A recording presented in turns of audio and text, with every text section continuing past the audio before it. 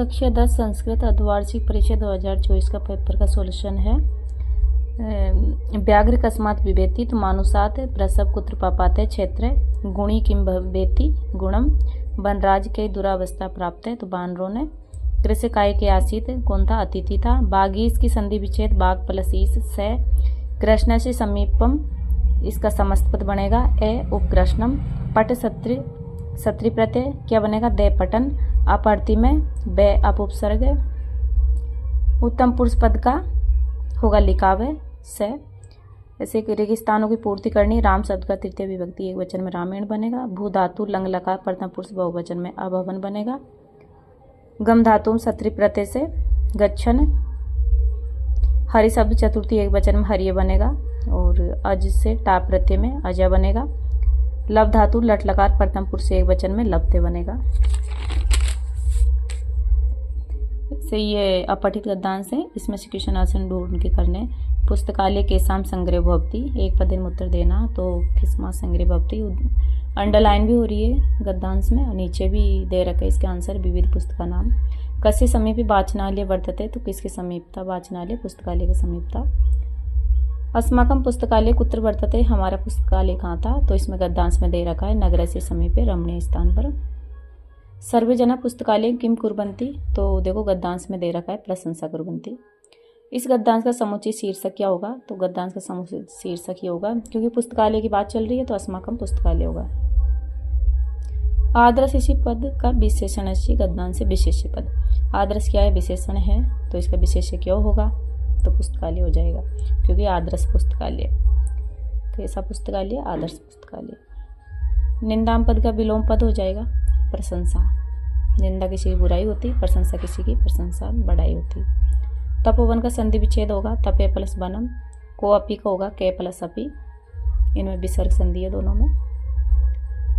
इधर अनुरतम का समास विग्रह होगा रतस्य पश्चात। पुरसिंह का समास विग्रह होगा पुरसिंहवत।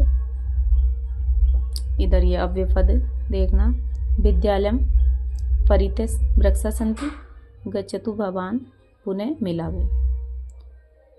ऐसे ही इसमें से उपसर्ग निकालना उपसर्ग प्रत्यय तो अध्यक्ष में आदि उपसर्ग है दुर्जन में दुर उपसर्ग है। प्रश्न निर्माण करना 8वां प्रश्न है प्रश्न निर्माण करना। से कृच्यन भारम उद्वहति तो किम शब्द के रूप आ जाएंगे ये किम शब्द के रूप तृतीय विभक्ति वचन का कैन हो जाएगा। ऐसे चौरस्य की जगह कस्य हो जाएगा प्रश्न निर्माण में और फिर प्रश्न के बाद जहाँ पूर्ण विराम लग रहा है वहाँ पर प्रश्नवाचक चिन्ह लग जाएगा। फिर एक श्लोक है इसके अन्वय करना है कुछ जगह खाली स्थान दे रखी है तो इनकी पूर्ति करनी है। तो पहला अक्षरम दूसरा नास्ति तीसरा अयोग्यम चौथा दुर्बलम हो जाएगा। फिर 10वां नंबर का प्रश्न है कि जो अपने पाठ्य पुस्तक में से 2 श्लोक लिखना जो इस प्रश्न पत्र में नहीं आया हो वो श्लोक लिखना है आपको 2। 11वां नंबर का प्रश्न है बुद्धिर्बलवती सदा इति पाठ सारम हिंदी भाषा में लिखत। बुद्धिर्बलवती सदा नाम का जो पाठ है आपके पाठ्य पुस्तक में उस पाठ का हिंदी भाषा में सार लिखना। फिर खंड 6 है 12वां प्रश्न है अधोलिखित गद्यांश से पठित्वा यथाधारित प्रश्नानाम उत्तराणि यथा निर्देशन लिखत। ये पढ़ा हुआ गद्यांश है तुम्हारा पढ़ा हुआ गद्यांश है इसमें से क्वेश्चनों का आंसर ढूंढने। तो क्वेश्चन है कृषके काव्याम कृषि क्षेत्र कर्षणम कुर्बन आसीत तो किनसे के क्षेत्र को कर्षण करता था वो किसान तो बलिवर्धव क्या आएगा इसका पहला का आंसर बलिवर्धव। दूसरा कृद कृषके कम उत्थाप्येतुम यत्नम करोति तो इसमें गद्यांश में सही है ये वृषभ। बलिवर्धव एक कीदृश आसीत बलिवर्धव उनमें से एक कैसा था एक था शरीरेण दुर्बलम जनेव गंतुम अशक्य। कृषक कम तोदनम नुदमाने आवर्तते तो दुर्बल वृषभ। बलवान पद का विलोम हो जाएगा दुर्बल। बलिवर्धव का पर्यायवाची हो जाएगा वृषभ। ऐसे ये पठित श्लोक दे रखा श्लोक है इसमें से भी क्वेश्चन आंसर ढूंढना है। क्वेश्चनों का आंसर एक पद वाले देखो हरि तरुणा माला कीदृशी तो कीदृशी थी रमणीया। नम मालिका कम मिलित्वा तो रसालम। पूर्ण वाक्य में का रसालम मिलिता तयो संगमम कीदृशे जात। तो इसका आंसर हो जाएगा नवमालिका रसालम। कुसुमावली कीदृशे अस्ति सुसमीर चालिता। फिर है माला, इसका इति पदस्य विशेषण पद क्या है। माला क्या है, विशेष्य, तो माला का विशेषण हो जाएगा नव। नव क्योंकि ये दे रखा है नव मालिका, तो कैसी मालिका, नव मालिका। तो माला यहाँ पर विशेष्य है, तो इसका विशेषण हो जाएगा नव। ऐसे मैं इति सर्वनाम पद से कस्मय प्रयुक्त है। अब मैं इति सर्वनाम पद किसके लिए, ये कवि के लिए, जिस भी कवि ने ये लिखा है ये श्लोक, उस कवि के लिए ये। एक नाट्यांश है, नाट्यांश में भी ऐसे ही प्रश्नों का आंसर देना है, इसमें से ढूंढ के। पहले एक पद के केन समय व्रतान में याप्यंतु, तो किस में समय व्यर्थ नहीं करना चाहिए, तो कल है में। दूसरा है जीवनम कीदृशे कुरुदम, जीवन कैसा, तो रसमय बनाना चाहिए। का सर्वेशम वन्य जीवानाम जननी वर्तते, तो सभी वन्य जीवों की जननी ऐसे नाट्यांश में ही है। देखो हेम प्रकृति युष्माकम सर्वेशम जननी, तो युष्माकम की जगह प्रकृति माता सर्वेशम जननी। किम राज्ञे हितम नास्ति किंचितम, तो आत्म प्रिय। दूसरा दुकम पद का विलोम पद होगा सुकम, माता का पर्यायवाची होगा जननी। और फिर 15 नंबर का क्वेश्चन है, जिसमें से ये घटना है, घटना को क्रम से जम व्यवस्थित करना। तो पहला क्रम इसमें आ जाएगा। 5वां नंबर का है एक कंची तरणे कंचन व्याध आसित। दूसरा हो जाएगा इसमें से प्रतिदिनम अरण्य आकेटम करोति स्व, एक शिकारी था तो प्रतिदिन आकेट करता था। तीसरा हो जाएगा वो एक दिन व्याध अरण्य मार्ग भ्रष्ट अभवत, एक दिन वो मार्ग भटक गया। फिर चौथा नंबर पर आ जाएगा तदा उसने वहाँ पर एक व्याघ्र को देखा, जो उनके मार्ग में उन्होंने अवरुद्ध कर दिया था मार्ग। फिर 5वां नंबर का आ जाएगा भीतम व्याध, वो शिकारी डर गया था और डर के वो समीप के विद्यमान वृक्ष पर चढ़ रहा था। फिर छठा हो जाएगा इतम व्याध व्याघ्रात स्वयं आरक्षित, इसी प्रकार से उस व्याध शिकारी ने व्याघ्र से अपने प्राणों की रक्षा की। फिर 16वां नंबर का है भवान यानी आप राजकीय उच्च माध्यमिक विद्यालय जयपुर के 10वीं कक्षा के छात्र हो और आपका नाम अंकित है। स्वकीय प्रधानाचार्यम, अपने प्रधानाचार्य को प्रतिदिन दिवसीय अवकाशार्थम एक प्रार्थना पत्र लिखो।